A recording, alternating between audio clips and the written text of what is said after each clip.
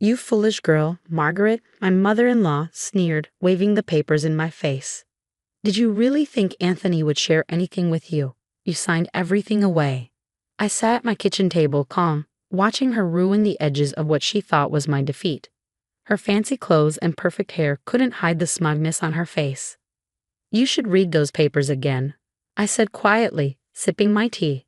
"I'm Olivia, 34 years old, and my marriage was falling apart in the most predictable way.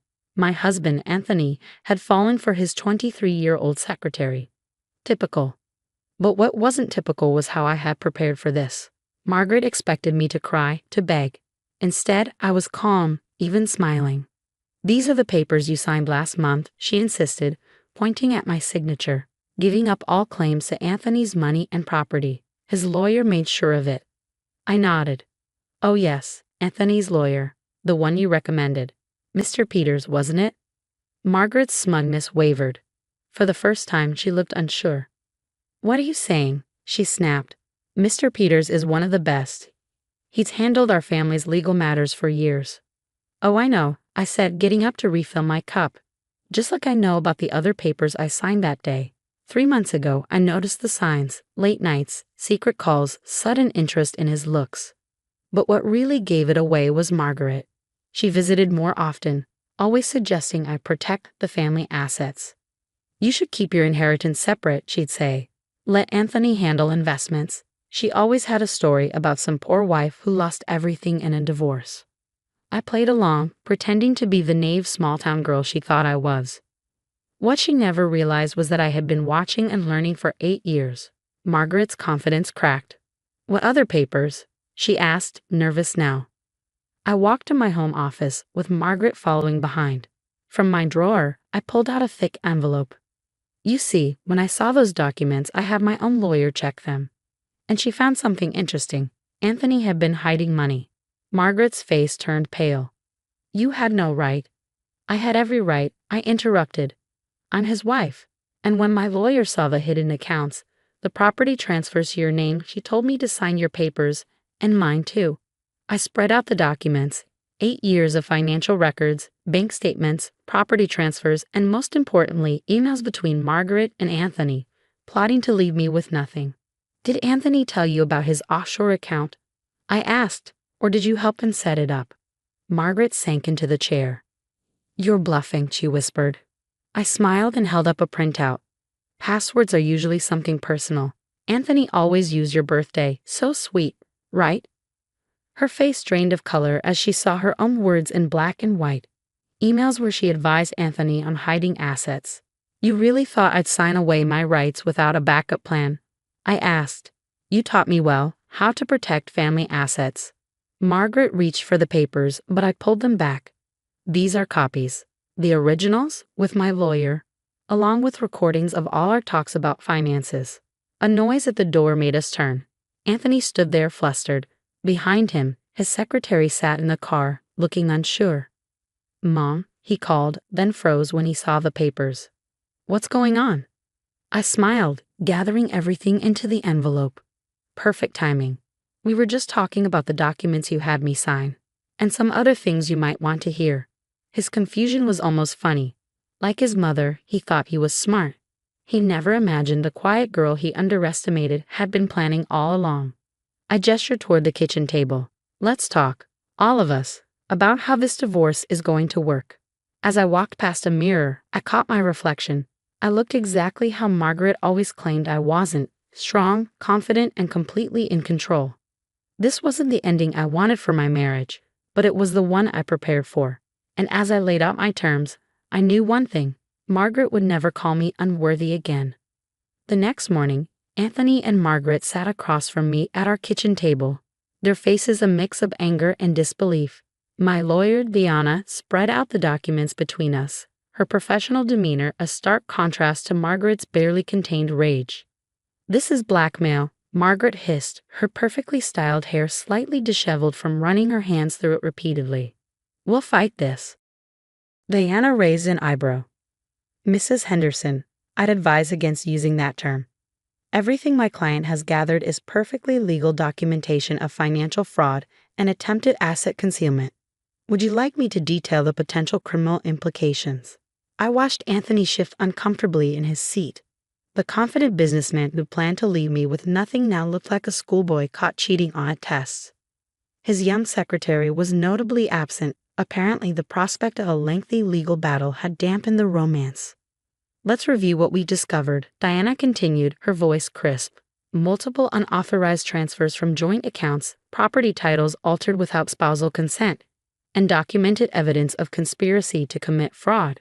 She paused, looking directly at Margaret, including several recorded conversations where you explicitly advised your son on how to hide marital assets. Those recordings were made without my knowledge, Margaret protested. They're inadmissible. I couldn't help but smile. Actually, they were made with your knowledge. Remember all those times you insisted we meet at the country club to discuss family matters? Single-party consent state, Margaret, and the club's security cameras caught every meeting. Anthony finally spoke up, his voice hoarse. Olivia, please, we can work something out. I made a mistake. A mistake. I interrupted, keeping my voice level. A mistake is forgetting an anniversary, systematically planning to leave your wife destitute while hiding assets with your mother's help. That's a choice, Anthony. A series of choices, actually. Deanna pulled out another document. Here's what my client is proposing. A fair division of assets, including the properties transferred to Mrs. Henderson's name in the past year. In exchange, we don't pursue criminal charges for fraud. Margaret's face turned an interesting shade of red. Criminal charges? You wouldn't dare. The IRS is very interested in undisclosed offshore accounts, I said quietly, especially ones used to hide marital assets. Would you like to explain to them why you're listed as a signatory? The color drained from both their faces. Anthony looked at his mother in shock. Mom, you're on my offshore account. Margaret's composure finally cracked. I was protecting you. That girl never deserved you or our family's money. I had to make sure. That's enough. Anthony's voice was sharp. You told me this would be simple. That Olivia would never figure it out. That she'd just accept whatever we gave her. I sat back, watching mother and son turn on each other. 8 years of dealing with Margaret's subtle manipulations and condescension had taught me patience. Now I was watching her carefully constructed plan implode, taking her relationship with her son down with it. You know what the funny thing is? I said, drawing their attention back to me. I would have been fair in a divorce. If you'd just been honest, if you treated me with basic respect, we could have ended this marriage cleanly. Deanna nodded, sliding another document forward. My client's terms are more than reasonable, considering the circumstances. I suggest you review them carefully. Anthony picked up the papers, his hands trembling slightly. As he read, his face grew increasingly pale. The house, my investment portfolio, the vacation property, all marital assets, Diana confirmed, and all subject to equitable division. Unless you prefer we present our evidence of fraud to the court. Margaret reached for the papers, but I placed my hand firmly on them.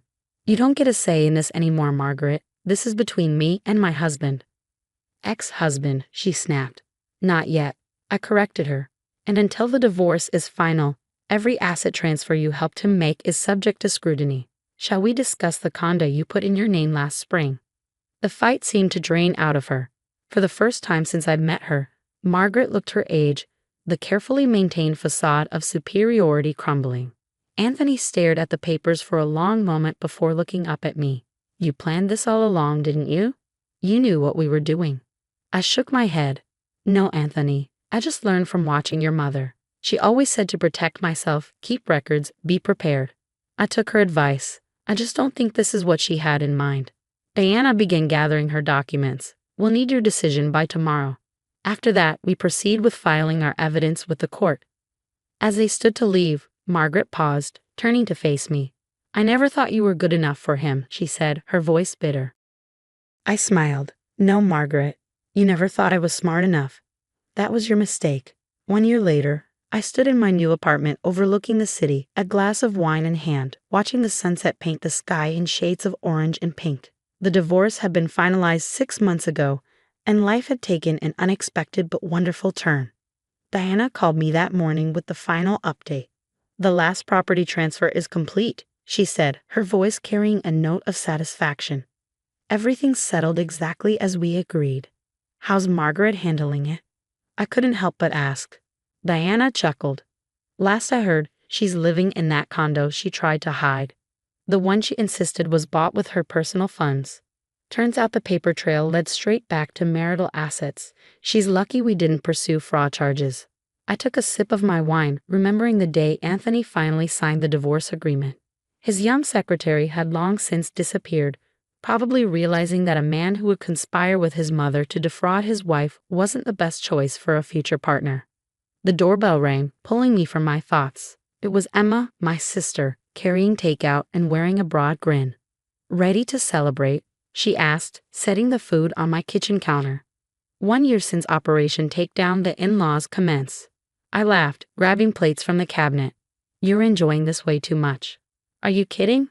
Emma spread out the containers. My brilliant sister outsmarted the woman who spent 8 years trying to make her feel small. "I'm going to enjoy this forever." She wasn't wrong. The past year had been transformative. After the divorce settlement, I used my portion of the assets to start my own interior design firm, something Margaret had always dismissed as my little hobby. Now, barely a year later, my business was thriving, with a growing list of high-end clients. "Did you hear about Anthony?" Emma asked, settling onto my couch with her plate. I shook my head. I try not to keep track. "Well, you'll love this. He tried to reconcile with that secretary, but apparently she's engaged to someone else now. And get this, he's living in a rented apartment because his credit took a hit after all those suspicious transfers came to light." I felt a twinge of something, not quite sympathy, but understanding. I never wanted to hurt him. I just wanted to be treated with respect. "And that's why you won," Emma said firmly. "You didn't act out of revenge. You protected yourself from people who were trying to destroy you." The sound of my phone interrupted us. It was a text from Anthony's sister, Kate. Unlike her mother and brother, Kate had reached out after the divorce, apologizing for not standing up to Margaret's behavior sooner. "Mom's selling her jewelry," the text read. "Says she needs the money since she can't access the family accounts anymore. Thought you'd want to know how karma works." I showed the text to Emma, who burst out laughing. The mighty Margaret selling her precious jewels. Oh, how the tables have turned. But I didn't feel like laughing. Instead, I felt a profound sense of peace. The woman who had tried to make me feel worthless for 8 years was finally facing the consequences of her actions. "You know what the best part is?" I said, turning to Emma. "I learned something valuable from Margaret after all. She always said a woman needs to protect herself, be independent, keep records. She just never thought I'd use those lessons against her." My phone buzzed again. This time, it was Deanna. "Just heard from Anthony's new lawyer," she wrote. "He's asking if you'll consider removing the financial disclosure requirement from the divorce agreement. Says it's making it hard for him to move forward."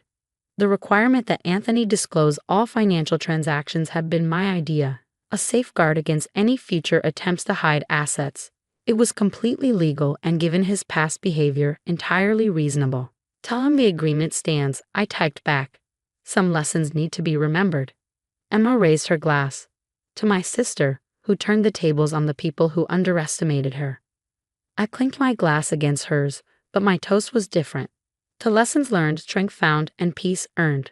Later that night, after Emma left, I stood on my balcony, looking out at the city lights. My phone showed 3 missed calls from Margaret's number, but I felt no urge to call back.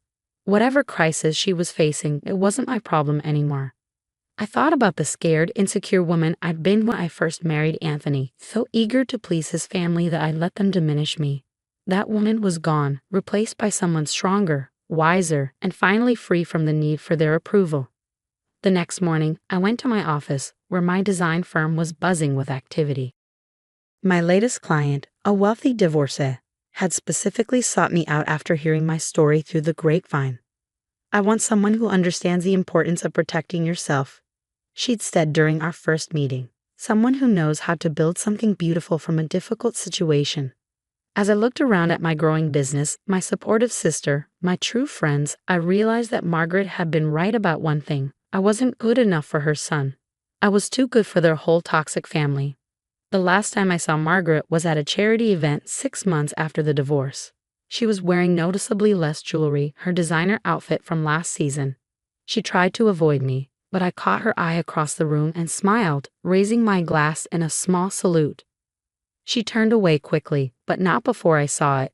The recognition that she had created her own worst enemy. Every criticism, every manipulation, every attempt to make me feel inferior had only taught me how to be stronger. I did send her a thank you note, though.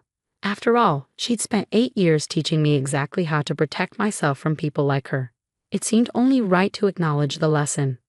Life has a funny way of teaching us what we need to know. Sometimes the people who try to tear us down only show us how high we can build ourselves up.